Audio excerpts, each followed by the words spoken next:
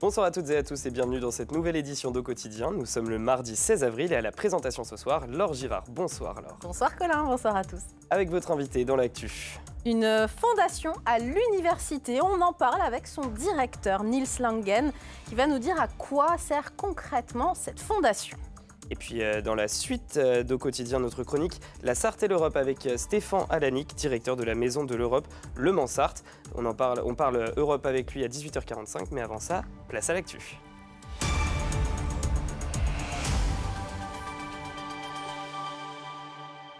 Au sommaire de ce mardi 16 avril, un capitaine d'industrie sartois sur le départ. Oui, sa marque a révolutionné le monde de la peinture. Philippe Collot, le directeur général de Lefranc-Bourgeois, part bientôt en retraite.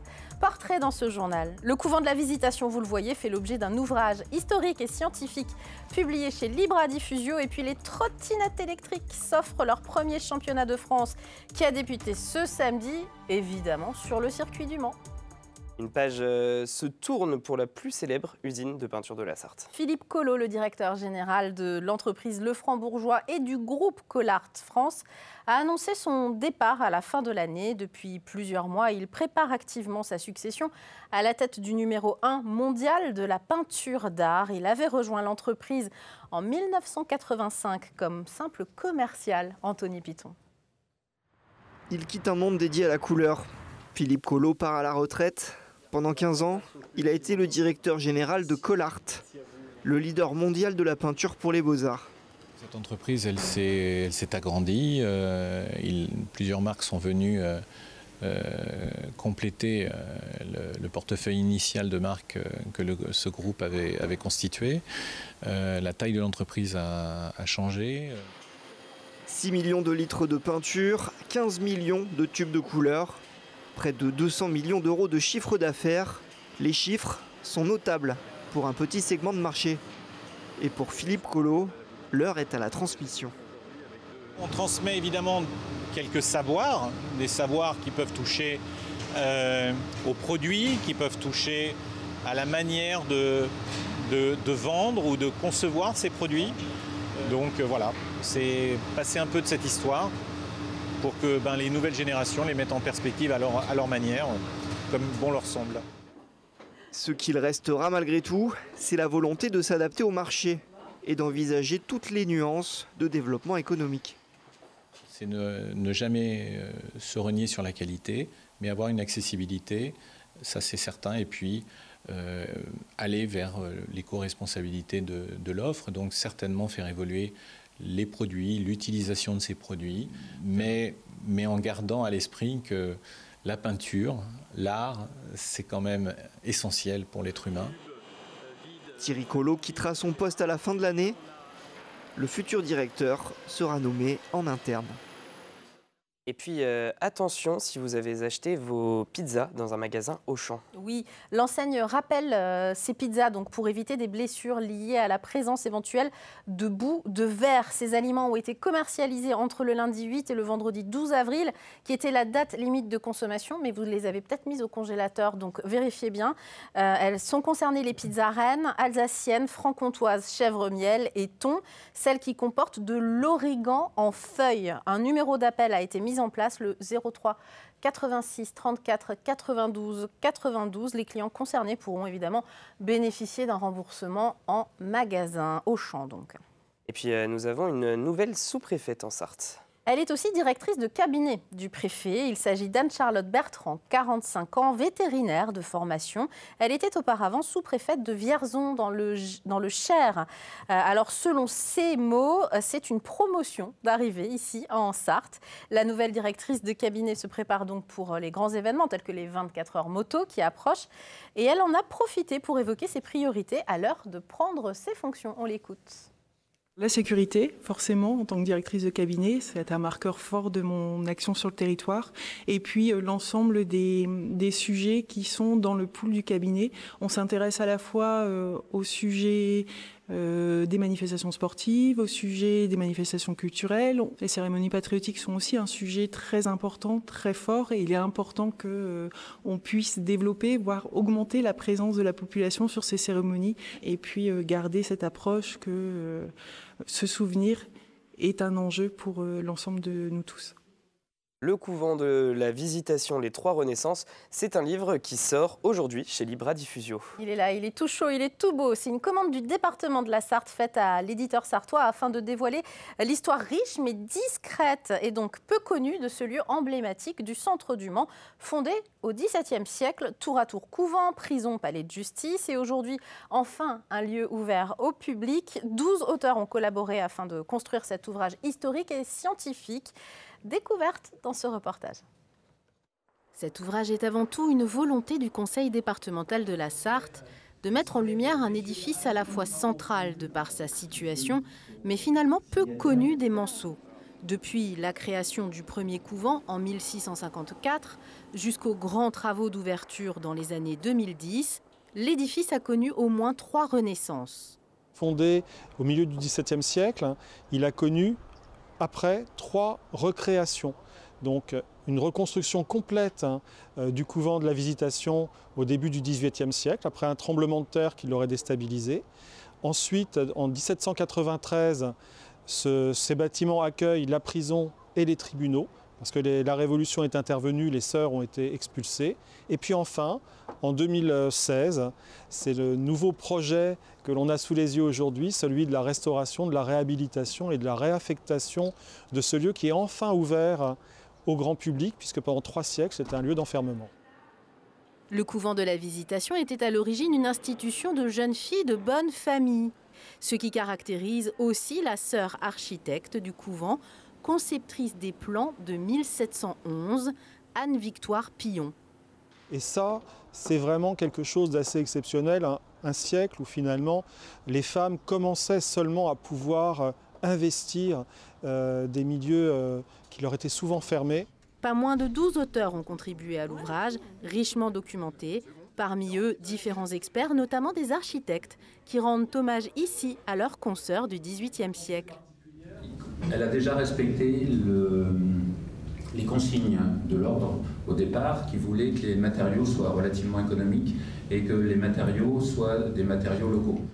Un génie de la construction donc, mais aussi de l'harmonie des lignes que l'on retrouve dans l'église régulièrement ouverte au public de nos jours. Car c'est un peu cela, la Visitation. Un lieu clos pendant plus de 3 siècles qui ouvre enfin ses portes et dévoile aujourd'hui ses secrets. Et à noter une conférence autour du livre que vous voyez ici et de la Visitation, bien sûr, qui est organisée par Libra Diffusio, salle Chorus à la Visitation au Mans, le mercredi 15 mai à 19h30. C'est évidemment gratuit et ouvert à tous. Et puis, un documentaire sur la Visitation est en cours de réalisation par les équipes d'LMTV Sarthe à retrouver à la rentrée. Suspense d'ici là. Allez, alors il est l'heure de retrouver notre invité Niels Langen, qui est le directeur de la Fondation Le Mans Université. Merci d'être sur notre plateau. Une fondation créée l'année dernière. Pourquoi faire au juste une fondation à l'université ? Alors, merci de votre invitation déjà, d'apporter de la lumière sur cette nouvelle organisation. Une fondation, c'est un outil qui est à disposition de toute personne qui va permettre en fait d'apporter de nouveaux financements à l'université, à Le Mans Université. Et c'est un outil qui va nous permettre de soutenir des projets dans le cadre de l'université pour le développement et le rayonnement de l'université. Mais très concrètement, on ne va pas s'intéresser à la recherche, on va s'intéresser aux besoins, par exemple, des laboratoires de manière concrète, par exemple en matériel. C'est ça l'idée. Alors, l'action peut être assez large. Aujourd'hui, on travaille plus avec la formation et la vie des campus, mais notre objet est bien aussi la recherche. Et ça peut être effectivement du matériel, mais ça peut aller jusqu'à mettre en place des collaborations, apporter, pourquoi pas, de la main-d'œuvre et surtout des liens avec les entreprises du territoire pour essayer de créer des dynamiques au sein du département en particulier. Aujourd'hui, c'est absolument nécessaire, elle s'est créée l'année dernière, cette fondation, et c'est absolument nécessaire dans ce contexte national de baisse des dépenses par étudiant. 6 millions également de déficit, on l'a dit déjà et redit en 2023 pour Le Mans Université. Les fonds privés aujourd'hui, c'est essentiel pour assurer la pérennité de certains projets et puis pour le bien-être des étudiants aussi, tout simplement. Tout à fait. Vous avez résumé un peu la situation. Elle est complexe. L'équilibre des comptes publics, c'est un sujet particulièrement compliqué. Et ça fait quelques années maintenant que les universités au Mans, mais ailleurs en France, sont impactées directement.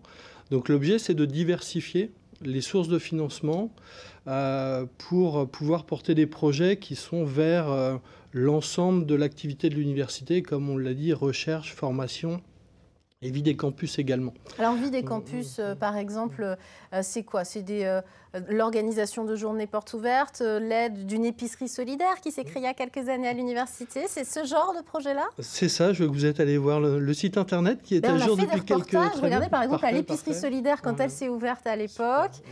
Il nous arrive effectivement d'être à l'université et on voit que mais il y a une vie sur un campus. Et au Mans, il y a une vie au campus du Mans. C'est ça qui est assez fantastique. Ça fait maintenant 20 ans que je suis au Mans et on s'aperçoit que peu de Manceaux en fait, connaissent toute cette richesse. Il y a à la fois des recherches de pointe, on connaît l'acoustique évidemment, mais il y a beaucoup d'autres domaines.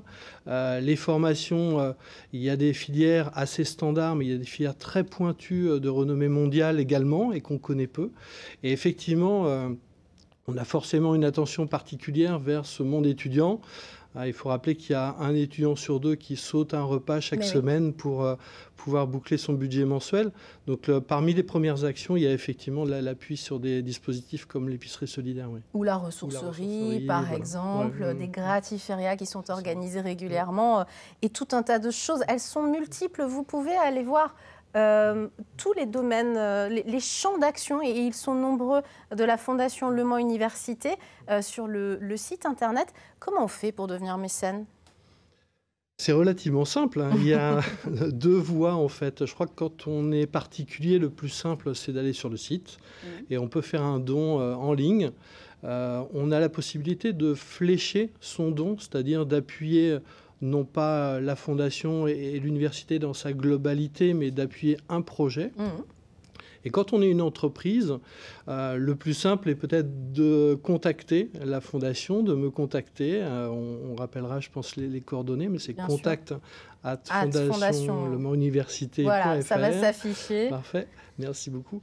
Et l'idée, c'est de travailler ensemble sur cette ouverture de portes. Il y a beaucoup d'entreprises locales, notamment, qui connaissent peu l'université.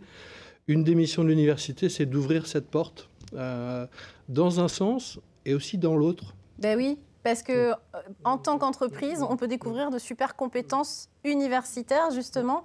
Et le mécénat, c'est ça aussi, c'est s'ouvrir sur le monde, sur un monde de compétences finalement. C'est votre idée? C'est appuyer beaucoup de projets. C'est aussi faciliter ce lien entre les entreprises et l'université. Je pense par exemple à une bourse qu'on est en train de mettre en place qui a pour objet en fait de faciliter le déplacement des étudiants en stage ou en alternance dans le département. Beaucoup d'étudiants en fait ont des problèmes pour boucler les fins de mois et on les aide à aller en stage à Mamers, à Sablé. Voilà, il y a des dispositifs européens qui s'occupent de les envoyer loin, mais on peut les accompagner aussi pour ces belles... Merci beaucoup Niels Langen, directeur de la Fondation Le Mans Université. Et je rappelle, vous avez toutes les coordonnées et tous les éléments pour vos questions éventuelles sur le site fondation-le-mans-université.fr. Merci. Merci à vous. Allez, un mot de sport. Laure, on vous en parlait ce lundi dans Au Quotidien. C'était une compétition à plus de 130 km/h en trottinette. Mais oui, c'était samedi au circuit international de karting du Mans. La première manche du tout nouveau championnat de France e-trot racing placé sous l'égide de la Fédération française de motocyclisme. C'est sérieux. Une compétition précurseuse dans ce domaine qui a attiré quelques curieux et qui a aussi beaucoup intrigué notre journaliste Enzo Maubert. Sur l'asphalte du circuit, c'est bien la première fois que les moteurs sont aussi calmes. À tel point qu'on pourrait presque en entendre les mouches voler. Sur la grille de départ, 27 trottinettes électriques et leurs pilotes. Une première mondiale, de quoi faire rêver les fans de la discipline venus assister à la course. C'est plutôt du bonheur, hein, vraiment je suis plutôt content de voir ce que je vois, voir toutes les préparations qu'il y a eu sur les machines, et ce serait vraiment un souhait de de pouvoir concourir sur une piste comme ça et voilà, de pouvoir faire ma passion, quoi. Une passion devenue compétition. Dans les stands, des Rolls, de la trottinette électrique. Des engins à plusieurs milliers d'euros, achetés dans le commerce, débridés, puis préparés, comme n'importe quel véhicule de course. 100% c'est modifié. Soit des moteurs, les pneus, le freinage, l'empattement au sol, les suspensions, la colonne, le guidon, les freins, les poignées, les contrôleurs, la batterie, les moteurs, je l'ai peut-être déjà dit, les freins, les disques, tout. Des petits bijoux, légers comme tout, à peine 50 kg, capables de dépasser les 130 km/h. On offre un cadre sécurisé et surtout de quoi se lâcher, comme vous dites, et surtout pas enfreindre la loi à 25 km/h en zone urbaine. On tient à préserver les propriétaires. Il y a plus de 100 000 personnes qui ont acheté des trottinettes évoluées en France. Voilà. Donc il faut vraiment légiférer et les inciter à venir se faire plaisir sur circuit. Un sport méconnu, tout juste né, qui demande à se professionnaliser et à se féminiser aussi. Sur les quelques dizaines de pilotes en France, Mathilde Liégeois fait figure d'exception. Elle s'est lancée il y a 1 an. C'est dur de recruter même des hommes, parce que finalement c'est quelque chose de nouveau, donc les femmes encore plus difficiles, elles ont peur. Elles ont peur et pourtant il ne faut pas. Je pense que comme toute discipline, il faut apprendre tout simplement et se lancer. À l'avenir, elle espère voir se développer les compétitions au niveau européen et pourquoi pas au niveau mondial. C'est la fin de l'actu, on se retrouve dans un instant pour notre chronique Europe sur LMTV Sarthe, alors restez avec nous, à tout de suite.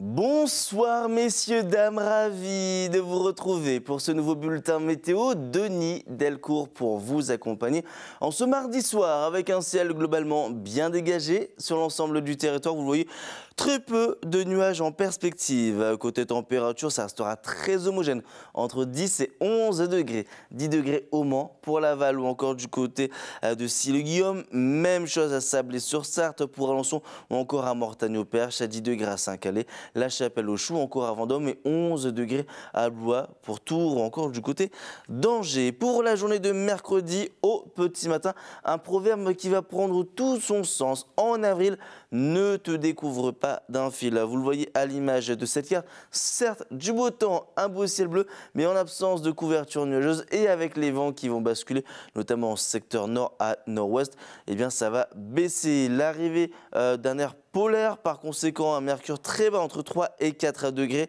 3 degrés pour Laval, 4 degrés au Mans, ou encore pour Alençon, pour Angers ou encore à Tours. Il faudra bien se couvrir au petit matin. Pour la suite de votre journée, une alternance d'éclaircies, de passages de jour. On n'est pas à l'abri d'avoir les 1 ou 2 petites averses passagères et les températures qui resteront toujours en dessous des normales de saison. On est bien loin des 20-23 degrés qu'on a eu au cours de ce week-end. Et pour la journée de jeudi, ça sera globalement le même type de temps avec des éclaircies. Les températures entre 11 et 12 degrés seront les températures maximales avant une toute petite hausse du thermomètre pour la journée de vendredi. Mais bien évidemment, au vu de cette échéance, on affinera tout ça lors d'un prochain bulletin météo. En ce mercredi, on continue de gagner quelques minutes de soleil et je vous dis à très vite pour un nouveau bulletin météo.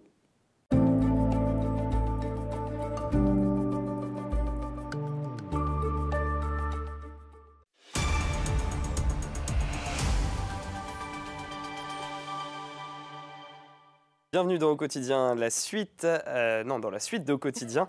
Avant de parler Europe avec notre invité, on va faire un point sur la qualité de l'air dans notre département. Un point assez rapide parce qu'il n'y a pas grand-chose qui évolue ces derniers jours. La qualité de l'air reste majoritairement moyenne sur les Pays de la Loire aujourd'hui et demain du fait des concentrations d'ozone dans l'air. Allez, maintenant c'est l'heure de la chronique Europe.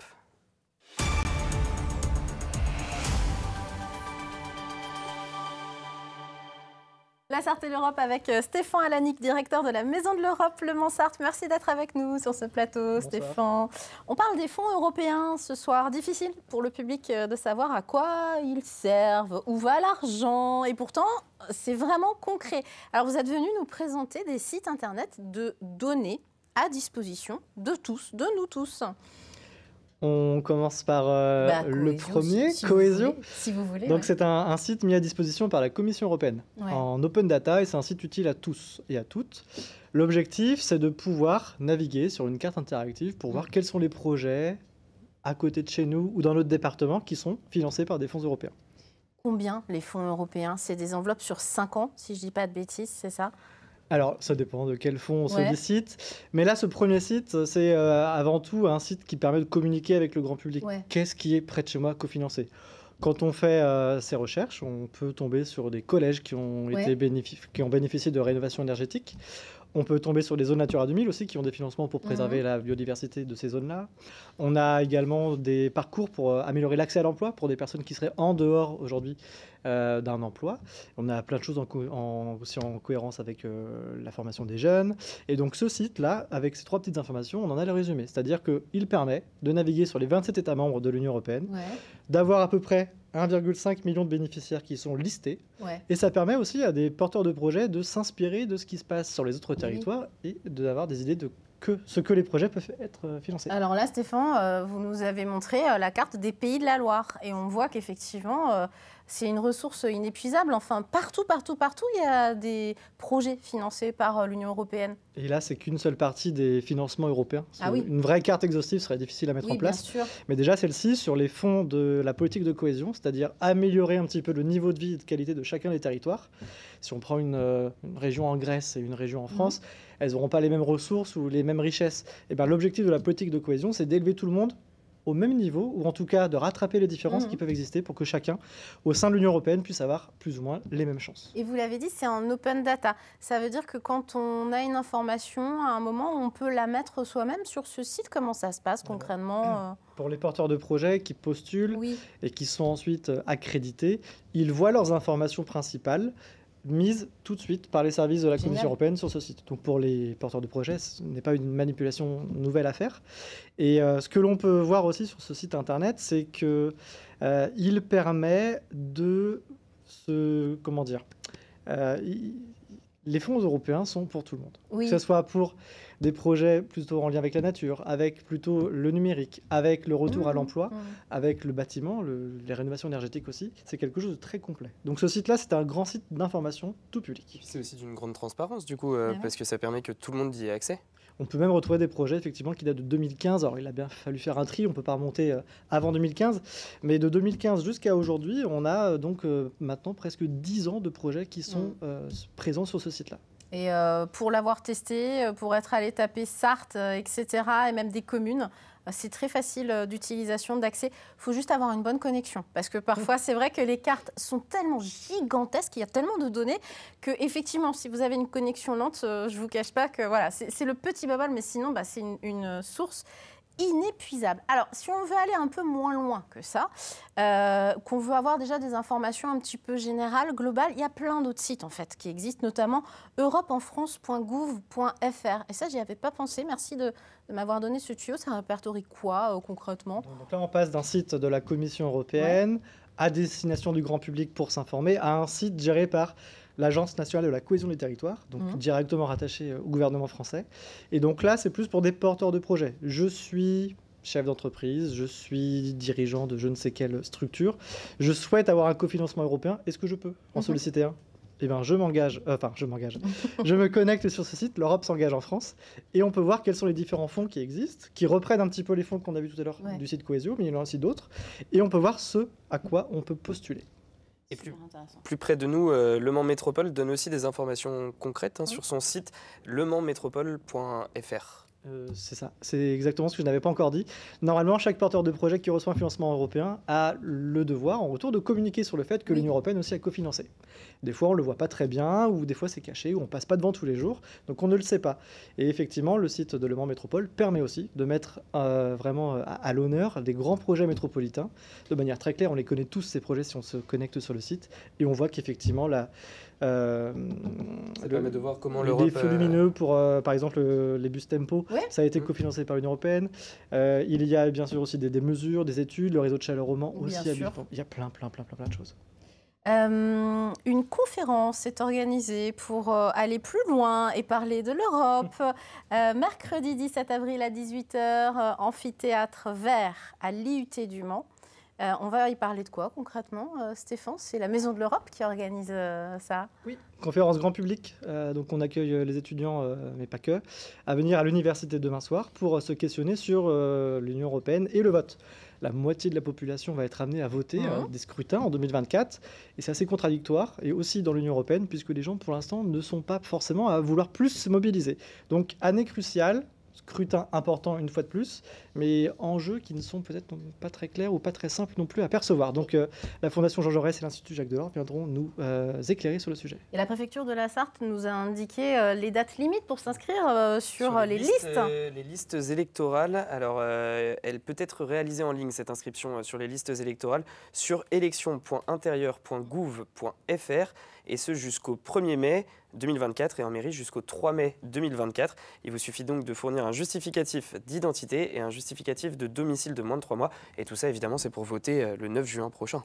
Oui, absolument. Donc vous avez encore le temps de vous inscrire, allez-y. Hein, voilà, on peut que inciter les gens à s'intéresser à l'Europe et aux élections en général. Merci beaucoup Stéphane Alanick d'être venu nous parler Europe encore une fois avec brio sur ce plateau.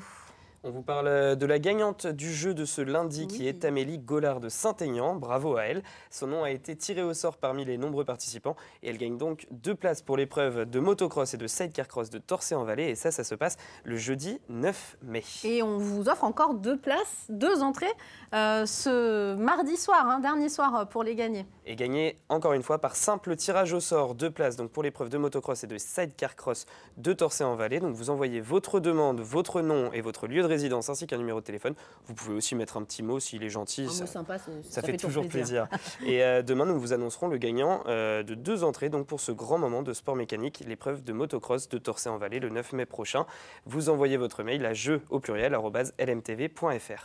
Allez, les invités de mercredi au quotidien, Sandrine Rouault de la compagnie PAF Théâtre de Maillé. La compagnie lance une campagne de financement participatif pour construire un tiers-lieu. C'est quoi un tiers-lieu? Pourquoi? Pour qui? On en parle demain dans le journal. Et puis dans la suite, un invité un petit peu spécial puisqu'il s'agit d'un cuisinier qui participe à Top Chef. C'est Quentin Maufray, donc qui nous fait le plaisir de répondre à nos questions. Et donc pour ça, vous le verrez demain dans Au Quotidien, ce mercredi.